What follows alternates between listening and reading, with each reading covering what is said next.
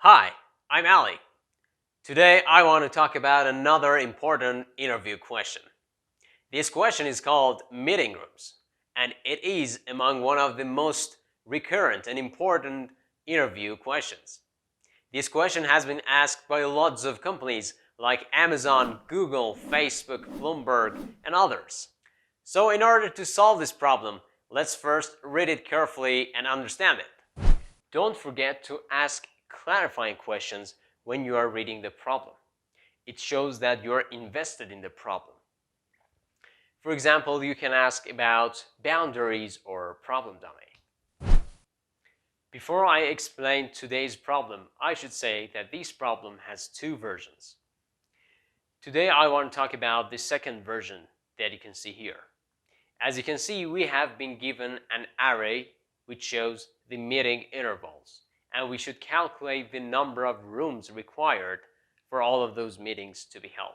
So I'll explain the second version with two examples that the question gave us.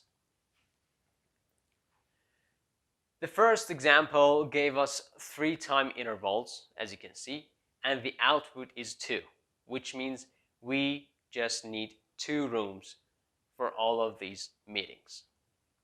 So the first meeting starts at 0 and ends at 30. As we don't have any room yet, I assign a room to this meeting. So this is my first room, and this is my first meeting. The second meeting starts at 5 and ends at 10. So as you can see, when this meeting wants to start, this meeting hasn't ended. So we need another room. And I assign this meeting to the second room. But the third meeting starts at 15.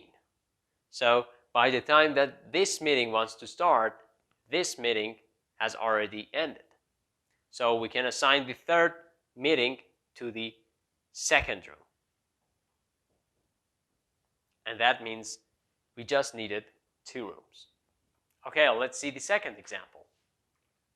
In this example, we are given 2 meeting intervals and the output is 1. Okay, so as you can see, the first meeting starts at 7 and ends at 10, and the second meeting starts at 2 and ends at 4.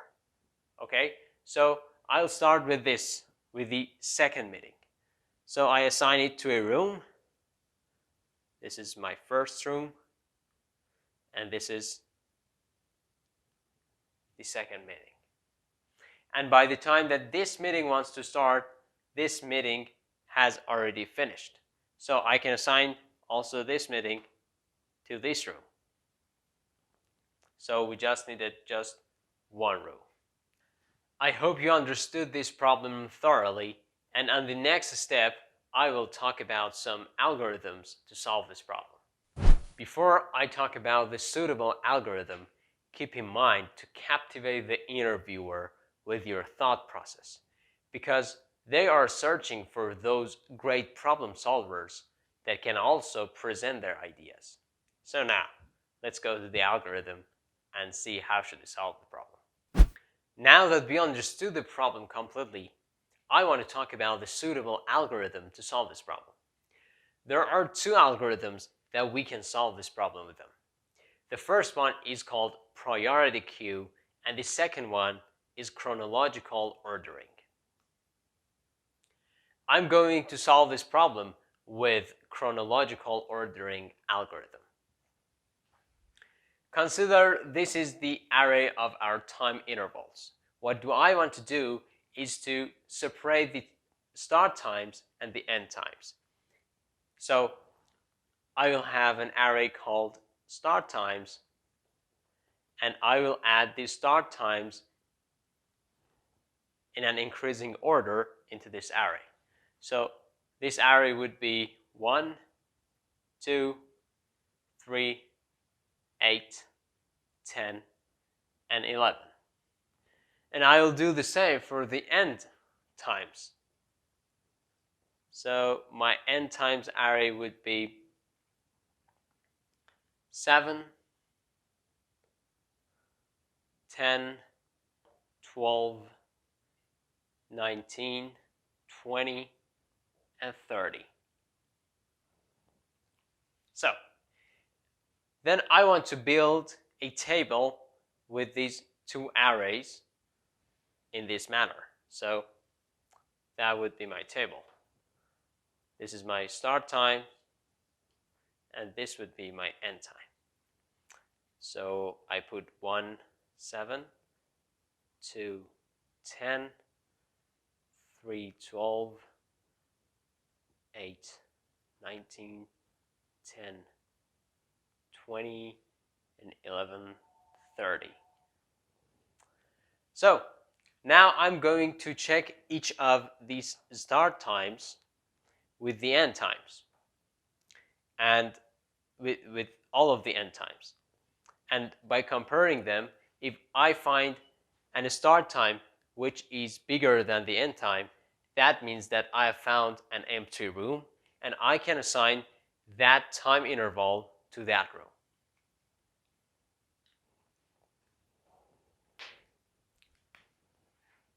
So consider I have two pointers here, one for end array and one for start array. So first, we compare 1 and 7. 1 is lower than 7, so I have to assign this time interval to a row. So I'll look the one time interval here in the array. It's 1 to 10. Then I move the start pointer to the second one. Again, 2 is lower than 7, so I should assign it to a new room. So that would be 2 to 7. Again, 3 is lower than 7, so I'll add 319 from the array. And the next start time is 8, which is bigger than 7. So that means I have a room here that I can assign this time interval to that room, and I do not need a new room. So let's look at the 8. It is from 8 to 12. So as you can see, this meeting has ended on 7. So I can add this meeting to this room, which is 8 to 12. Then I should also move my end pointer too when I found, I matched the condition. So my end pointer would be here, and my start pointer would be here. Okay, so 10 and 10 are equal, so it is also matched with our condition. So it means that there is a room that I can assign this meeting to that. So as you can see here, this meeting has ended on 10. So I can add this meeting to this room. And I do need to change the end pointer again, and also the 11 one. Okay. So as you can see, 11 is lower than 12, which means it is lower than all of the other end times because it is a sorted list.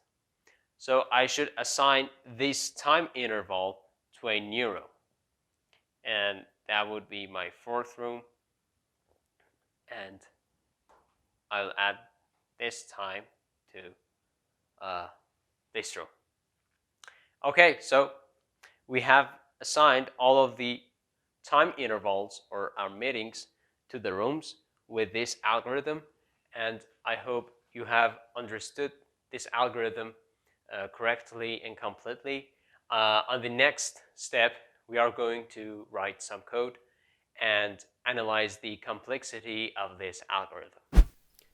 Now that we understood the problem and the suitable algorithm, let's talk about the code. So as you can see here, I have a method in my solution class called min_meeting_rooms. And this method is an integer method which returns the number of used rooms. This method takes a 2D array called intervals as an input, and I first check the length of this array, so if it's null, I do not want to process that. And then I built the start and end arrays, and I assigned values from the intervals 2D array to them. And then I sorted these two arrays in increasing order because I want them sorted in order to check them. Then I defined two pointers, the start and the end pointer, which are the pointers on my start and end arrays. As you can remember, in the algorithm, we had two pointers and we moved them on these two arrays in order to calculate the number of rooms required. And I also have an integer variable called used rooms, which calculates and counts the number of used rooms for all of those meeting intervals. So this is my main algorithm. This is where the main algorithm happens. In this while loop, I just check if the start pointer, which means the pointer on the start array, is less than the interval's length, which means we still have meetings to operate. Inside my while loop, I have an if statement, and in this if statement, I just check the start and end times in the start and end arrays.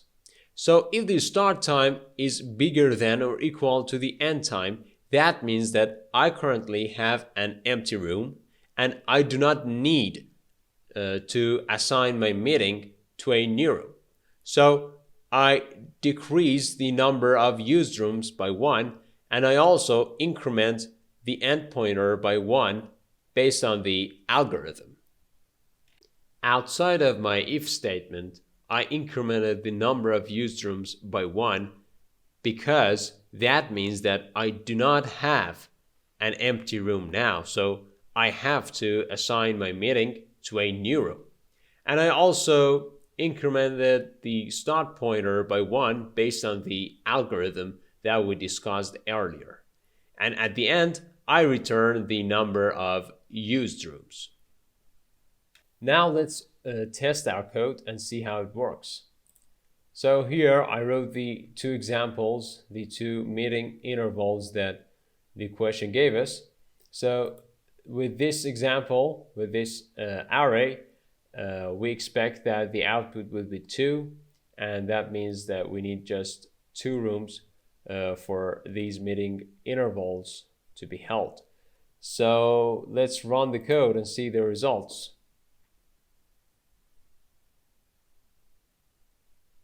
Okay, as you can see, the result is 2. So it seems that our code works properly with the first example, and let's go through the second example too. The expected output of this example is 1. So let's see the results.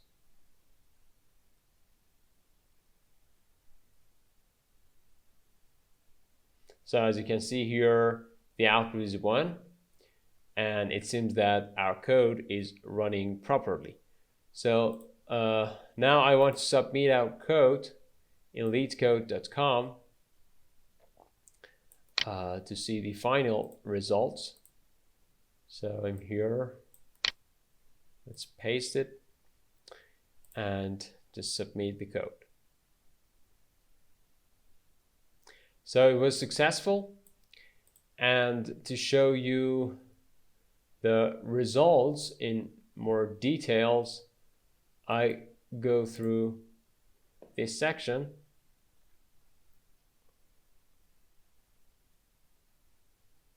So yeah, our code passed 78 out of 78 test cases, and our runtime was 6 milliseconds, and our memory usage is about 40 megabytes.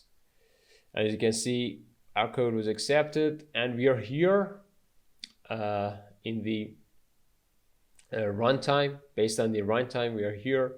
So we are better than 75% of Java submissions. And you can see here about the memory. We are using this amount of memory. And yeah, so now that we are sure that our code works properly, I want to talk about the time and space complexity of this code. The time complexity of this algorithm is an order of n log n. Because as you can see here, we are sorting two arrays individually. And also we assumed that each of these arrays has n elements. So the time complexity would be an order of n log n. And the space complexity is an order of n, because we have two separate arrays, the start and end arrays, and each of those has n elements.